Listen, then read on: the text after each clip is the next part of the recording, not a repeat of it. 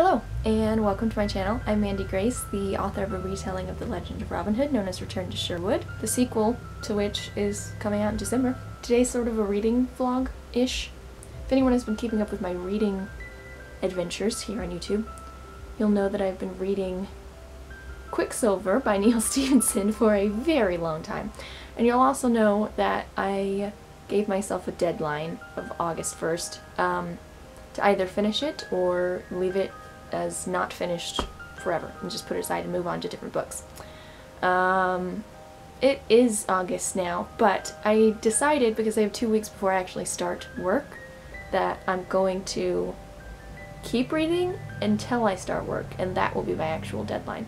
Because I'm getting close now, and I want to finish it. It's been a long, slow, somewhat boring process to get here, but I want to get there. I want to finish it.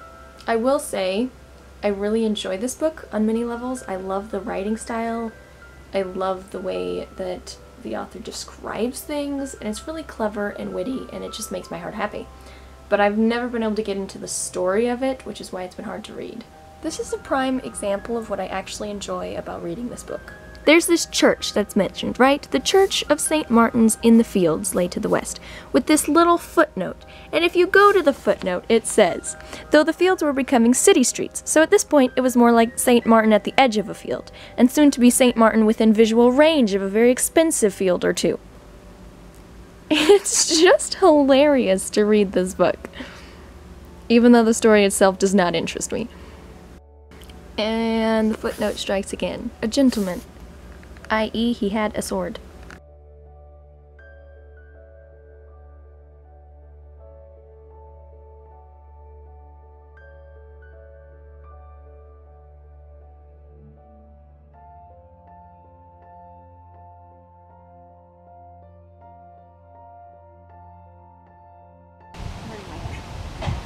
Also, Rebecca, there's this one sentence that kind of defines my feelings about reading this book.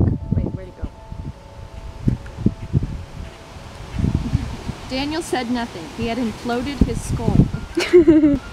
Yes, that is how I feel when I read this book.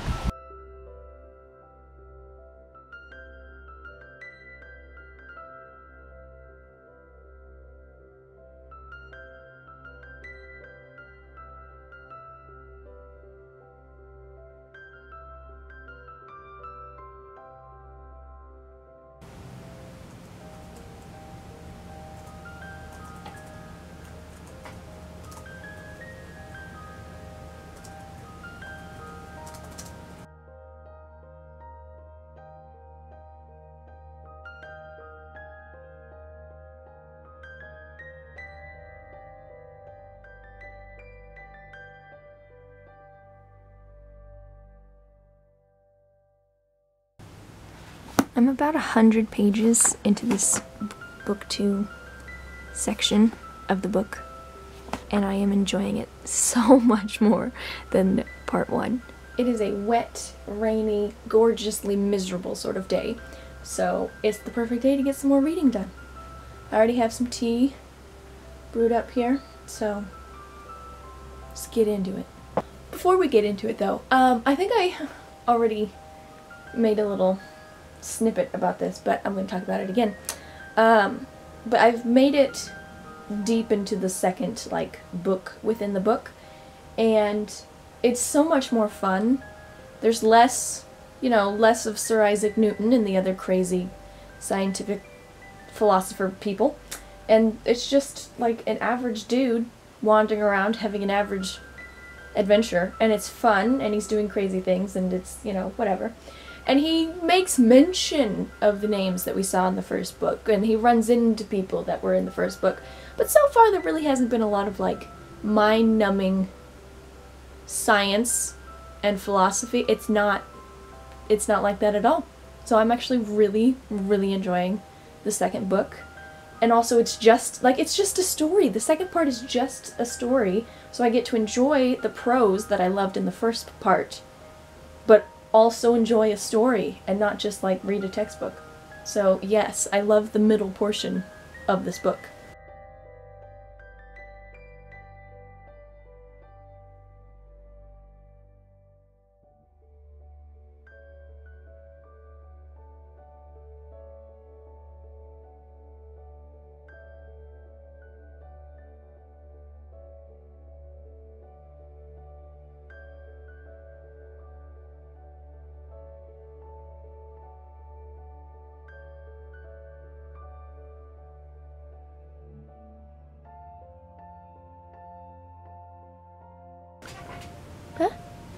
What do you think? Haha, yeah. You are officially in the way. Going up on the pillows. The sun has come out. It's not a gloomy, rainy day anymore. I'm kind of sad about that. Don't sit on my book. That's just mean. I'm trying to read that book. Also, you can't, like, leave paw prints on it or something, because it's not even my book. Give me that. What are you doing, Ada? What are you doing? Uh-huh. No, not on the book again. Okay, perfect. You be there.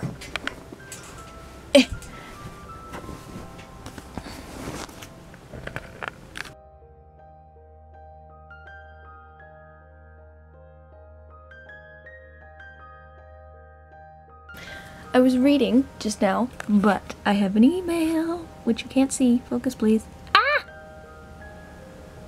Okay, I have gone from really liking the prose and, like, writing style aspect of the story, but being a little bit bored and my brain hurting and having a really hard time reading it, to the point where now I'm just in love and I can't get enough and I keep turning pages and my head doesn't hurt at all because it's just a fun story. And I can tell you exactly what happened.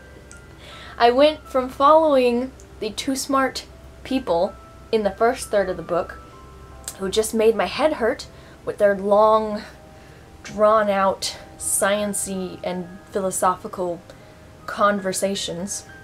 And now I'm following just an average Joe, or in this case Jack, and he's just, you know, getting up to absurd, fantastical adventures that are just normal, you know?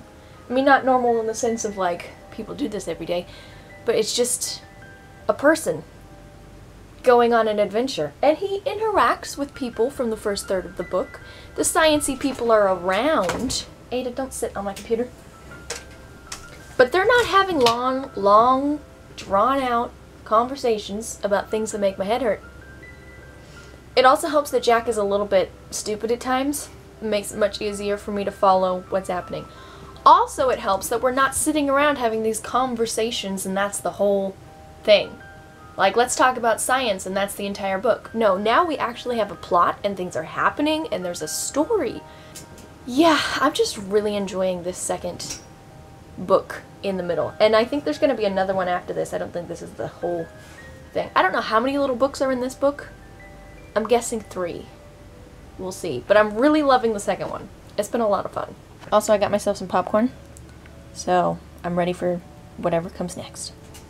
Don't need that anymore. You're fine. Don't freak out. I was just closing my computer. I said don't freak out. I don't know what you can see. I need a fancier camera with, like, well, 1, just better quality video, but 2, with, like, the little thing, you know, the, like, monitor thing that can stick out and turn around and then I can see what I'm looking at. Or, you know, I could get crazy and put a mirror behind it and then I can see what it's looking at. That's what I do sometimes, because I have a mirror over there, and so sometimes I will vlog this direction so that I can hold my camera in my hand and see what it's looking at in the mirror. I need a new camera. We finally got back around to hanging out with the character we met in Chapter 1, who I really liked. His name is Enoch. And I really enjoyed him, but he was only around for like a chapter or something in the beginning. Maybe 2, I don't remember. And then we moved on to following this other fellow who's like too smart for me. And the too smart fellow hung out with even smarter people, like Sir Isaac Newton. And it was too much. But now, dear old Jack, who is turning into my favorite character because he's just a normal dude, is hanging out with Enoch, who was my favorite at the very beginning, before he disappeared into who knows where. So, yes, once again, I'm really enjoying the second book in this book. It looks amazing! Did we get any tanning going on, or oh no? We got a little bit of tanning, not enough to satisfy you, I don't think. It's not a very tan individual. But we got a little more tanning than before. We'll see what it looks like in person. It still looks rather pale to me, but I didn't push the point because I was like, I don't know, they're Europeans, they're pale. Whatever. Why are you crying? You need to go out.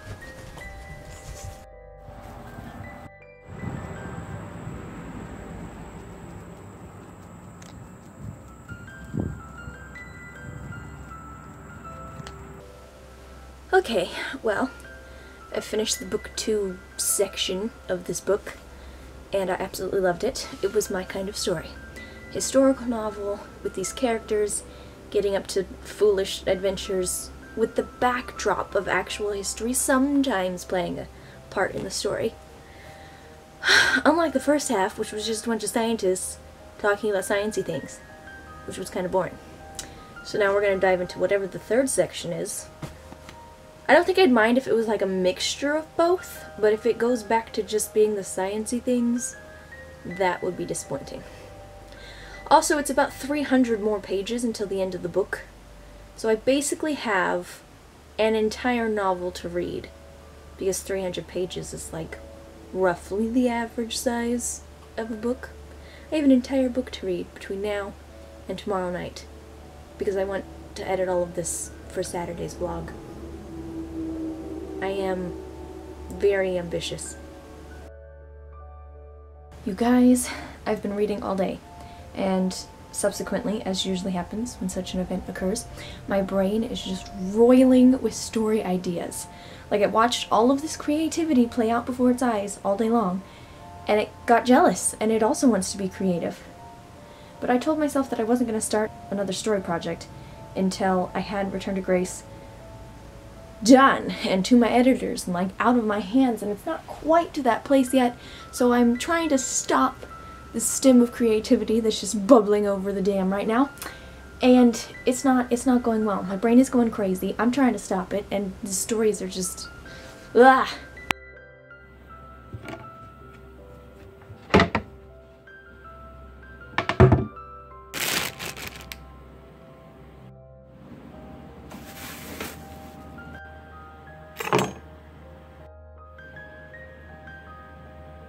I had paused in this war against my creative brain to help with dinner preparations, which is why there was a random chopping of vegetables in the middle there. It didn't really settle my brain because it was sort of a tedious activity that left my brain free to keep exploding with ideas.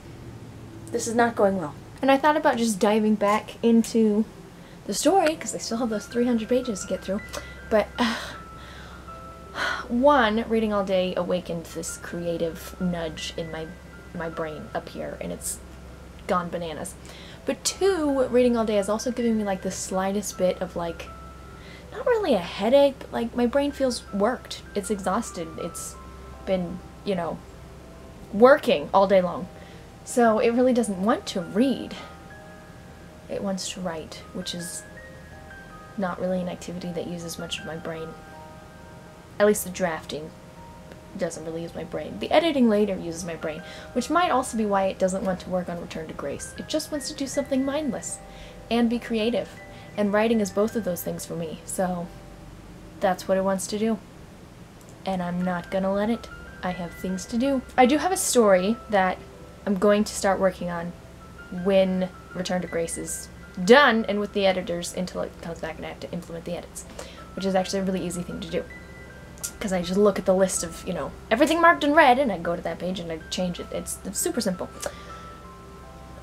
Anyway, but I have a story for when I'm done with Return to Grace, but I was waiting until September to start that whole project, because I knew I had to finish all of the editing-ness of Return to Grace. So I was waiting till September, and then I was going to have September and October to do my prepping, and then November to do NaNoWriMo, and it was going to be perfect. But now my brain is going bananas, and it doesn't want to stick to the perfect plan. It wants to start right now. Ugh. I'm going to stop it. I'm not going to start the story, but it's going to be a while before my brain gives up on this. I had a shower. I have some tea. I'm about to light a candle. It's time to read some more.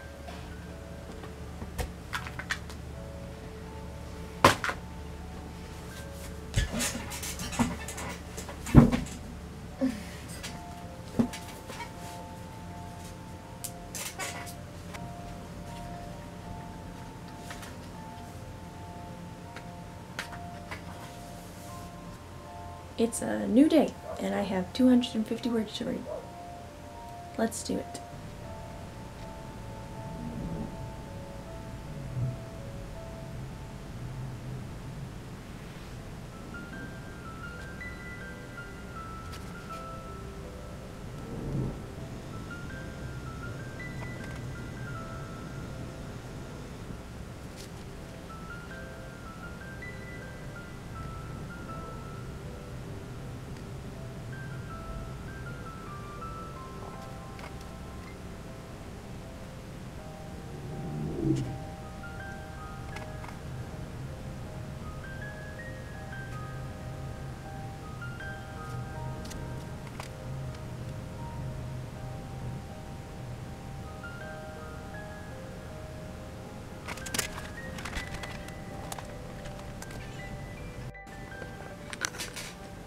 I have 90-ish pages to go at this point.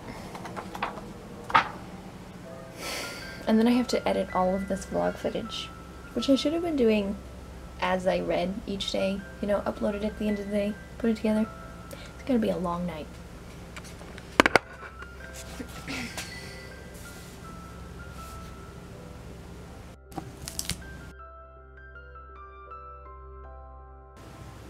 Well, I'm done, and I enjoyed it more than I thought it would, and now I have to edit this video.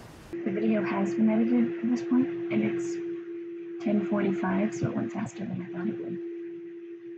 Now it has to upload, which may take forever. It's a long video.